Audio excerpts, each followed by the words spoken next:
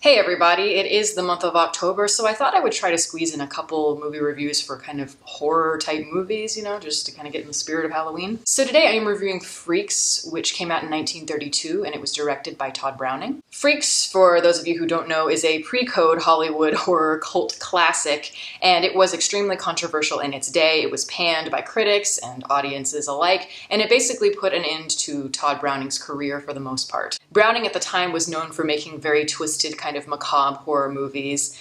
He worked with Bela Lugosi, and he made films like Dracula and London After Midnight. And just to give you a brief little history lesson on Hollywood movies, if you don't know what pre-code Hollywood movie making is, that was back in the early 1930s when talking pictures started to come in, and that was before strict censorship guidelines were put in place. And so it was easier to get away with a lot of things in Hollywood. So if you go back and watch those early movies from the 1930s, you notice they definitely are a lot more racy than they became later on, especially in like the 40s and 50s. They usually tackled many controversial subjects for the time, anything from prostitution, abortion, drug use, violence, homosexuality, things that at the time were considered taboo and inappropriate or whatever the fuck. And I think Freaks is just a great thriller and a great example of pre-code movie making because it's about a carnival sideshow full of circus performers, which were known as circus freaks at the time. And they coined this term because many of the performers usually had physical deformities, or maybe they just look very unusual, and they made a living off of those deformities. And what's really great about this film is that it is very authentic. They do use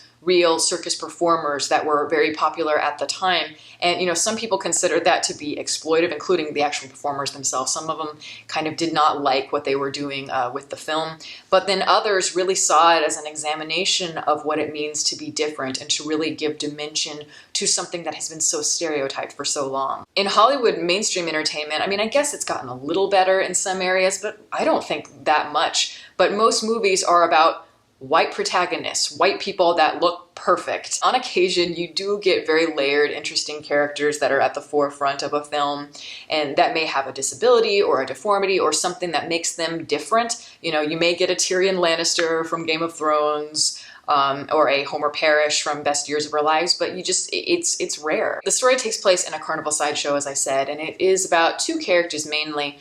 A trapeze artist, Cleopatra, and that's played by Olga Baklanova, and a dwarf named Hans, and that is played by Harry Earls. Now, Hans just thinks she's the most beautiful woman he's ever seen. He's just absolutely head over heels in love with her, but she's a real bitch, and all she does is basically taunt him and poke fun of his size, makes fun of him behind his back, and he doesn't even realize it. She pretends to fall in love with him and even agrees to marry him so that she can inherit his fortune. One of the key things in this movie that I think really stands out is that it's not afraid to show the ugliness of humanity and also the goodness of humanity. Just no matter what you do or what you look like in life, this film tries to blur the lines of those stereotypes that have been such foundations in our world, and it exposes the realities of how certain people are treated because of the way that they look. Nobody in this film is completely good.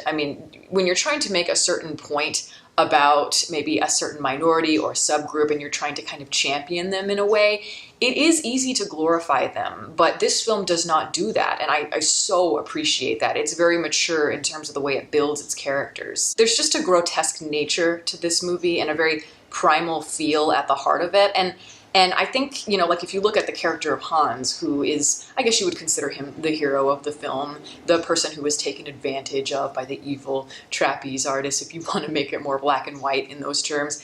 But Hans is not that great of a guy. He's a fierce person, a very angry person, despite the way that he looks. And I think, honestly, I probably would be too if I had been made fun of my whole life for my size and the way that I look because I look different. So maybe that condescension kind of plays into the kind of person he is, but he's not nice. He's not nice to his fiancée at all. He ignores her, and instead he worships this woman who is not a good person, and yet he's so blinded by this idealism. And you see this kind of reverberating through other motifs and in characters, certainly, because this is an ensemble cast and it's got a lot of these carnival performers, but you do get to see the kind of behind the scenes banter of these performers, and usually that tends to be very kind of immature, kind of sassy, crude behavior. They taunt each other, they gossip about each other. And that's very much just like life. I mean, it's really just kind of stripping away all that glorification. And you get to see how these people interact in everyday life. For instance,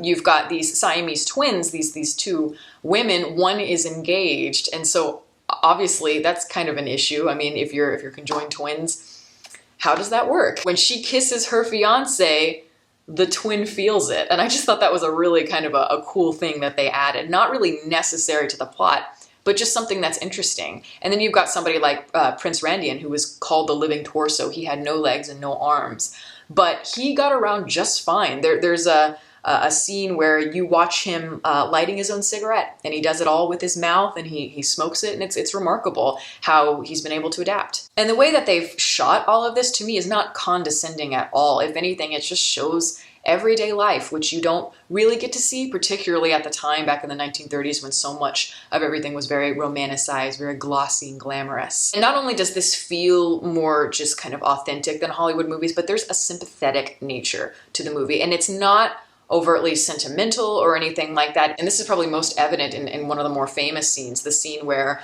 Cleo and Hans get married, the wedding feast. She gets really drunk and exposes her true nature and her motivations, and she ends up losing her temper, and she screams at everybody and says, "You're all freaks." And it's just cringeworthy, not only because you have to watch their reactions to what she's saying about them, but because of the idea that probably so many people in her position would react the exact same way.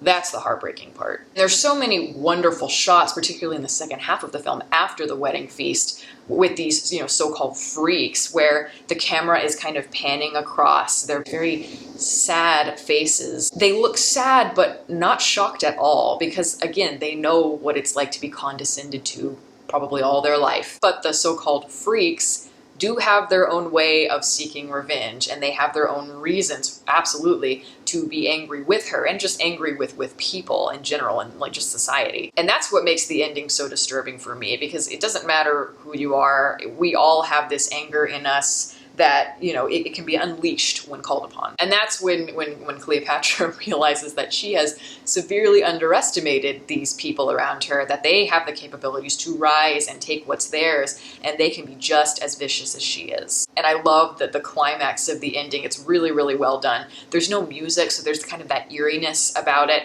and I love the ambiance with the rain, and the way the tension builds with the shadows and the lightning. It's very atmospheric and disturbing as hell. And I think really, for me, the title of the film, Freaks, it's interesting because, yeah, it's not politically correct, but to me it broadly encompasses all kinds of people.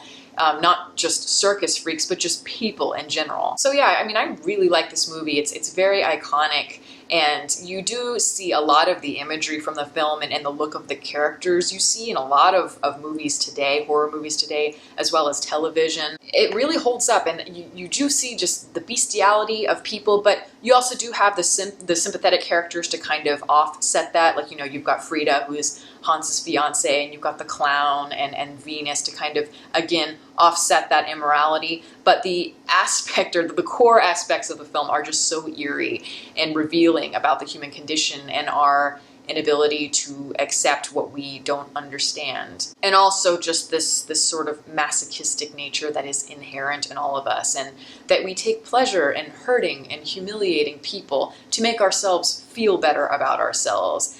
And that's not an easy thing to live with or to see, especially on full display, literally, in a film like this. So I just think it's a good, eerie, disturbing movie to watch if you haven't seen it. And yeah, that is my review. Thank you all for listening. If you'd like to follow me on Twitter, the link is below. And you can also like my Facebook page and the link below that. Catch you next time.